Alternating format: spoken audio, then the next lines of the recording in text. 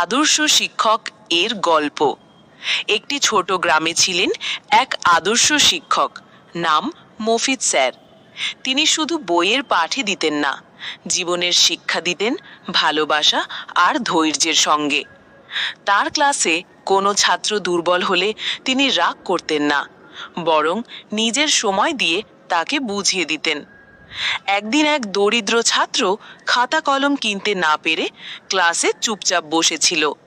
Mofiz sir তা দেখে নিজের টাকায় খাতা কলম কিনে দিলেন এবং বললেন, শিক্ষা হলো সবার অধিকার, কেবল টাকার জন্য কেউ পিছিয়ে থাকবে না। এই কথায় ছাত্ররা অনুপ্রাণিত হলো। গ্রামের মানুষও স্যারের সততা, দয়া আর নিষ্ঠা দেখে তাকে আদর্শ শিক্ষক বলে ডাকতে শুরু করলো। শিক্ষা, একজন প্রকৃত শিক্ষক শুধু পাঠ